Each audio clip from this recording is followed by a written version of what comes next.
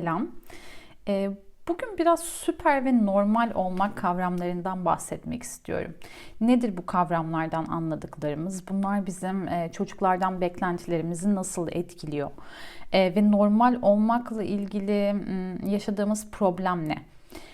Şimdi birkaç soruyla başlayacağım.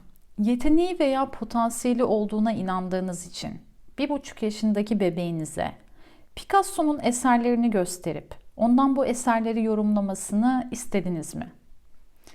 Peki 2 yaşındaki bebeğinize alfabeyi öğretmeye çalıştınız mı?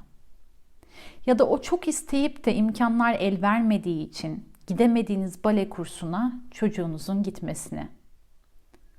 Belki de güzel sanatlara ilginiz ve yeteneğiniz vardı ama başka bir meslek seçmek zorunda kaldınız. Şimdi ise çocuğunuzda potansiyeline ulaşamamış o yeteneğinizin bir yansımasını görüyorsunuz ve kendi kendinize çocuğunuzun artistik yönünü güçlendirmek için elinizden gelenin en iyisini yapacağınızı söylüyorsunuz. Bu örnekler size uçuk geliyor mu bilmiyorum ama biz uzmanlar olarak bu tarz durumlarla ve bu tarz sorularla sıklıkla karşılaşıyoruz. Her ne kadar sosyal medya ile alevleniyor olsa da bu süper çocuk yetiştirme arzusu aslına baktığımızda bu oldukça eski bir kavram. Hatta 30 yıl öncesine bile dayanıyor diyebiliriz ki 30 yıl öncesinde sosyal medyadan bahsetmek söz konusu olamazdı. Tabii 30 yıl öncesinde de bu tarz uygulamalar, ebeveynlik uygulamaları oldukça yaygındı. Bu uygulamalardan biri olarak şundan bahsedebiliriz. Çocuğun gelişimsel dönemine uygun olmayan görevleri çocuğa vermek ve çocuğun gelişimsel dönemine uygun olmayan becerileri çocuktan beklemek. Yanılmıyorsam 1980'lerin sonunda Gene Fitzpatrick tarafından The Super Baby Syndrome, Süper Bebek Sendromu isimli bir kitapta bu konudan oldukça detaylı olarak bahsedilmişti. Yani o dönemde de aslında aileler çocuklarının omuzlarına onların gelişimsel süreçlerine uygun olmayan ödevler yüklüyorlardı. Süper bebek ve çocuklar yetiştirmeyi amaçlayan aileler içten içe şuna inanmışlardı.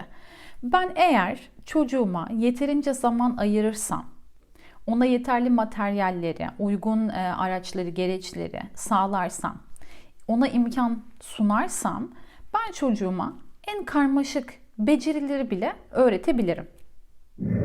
Ben bunu şuna benzetiyorum. Hani masalların sonunda sonsuza dek mutlu yaşadılar cümlesi var ya, üzerine çok da düşünmediğimiz. Yani şuna farz ediyoruz. Masal bitti, arzu ettiğimiz gibi bitti ve sonunda masaldan sonraki süreçte bunlar gerçekten mutlu mesut hayatlarına devam ettiler.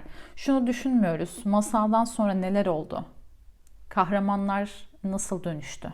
Aynı süper çocuk yetiştirmede de çocuk o becerileri kazanır ama o becerileri kazandıktan sonra çocuğun yaşamında neler değiştiğinin üzerine pek de kafa yormayız.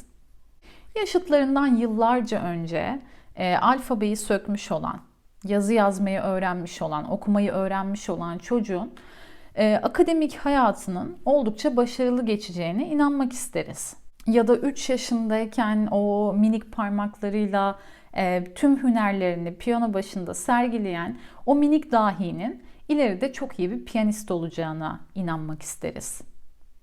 Oysa ki bence bunu uykusuz geçen birkaç güne benzetebiliriz. Uykusuz kalmak bize elbette zamandan tasarruf sağlar ve belki de normalde yapabileceğimizden daha fazla iş başarabiliriz. Ama uzun vadede uykusuzluk bir dinlenme ihtiyacına dönüşecektir. Tıpkı kısa sürede becerilerinde büyük bir sıçrayış yaşayan çocuğun bir süre sonra dengesini bulabilmek adına birçok aktiviteden uzak durması gibi.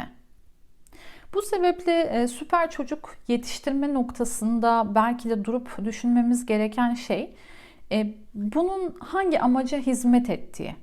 Yani birincisi bu ihtiyaç kimin ihtiyacı?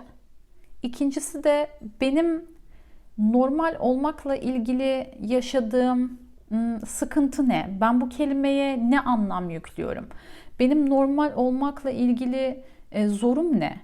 çocuğum diğer çocuklar kadar iyi olsa matematikte ya da herhangi bir sporda ya da kodlamada bu beni rahatsız eder mi?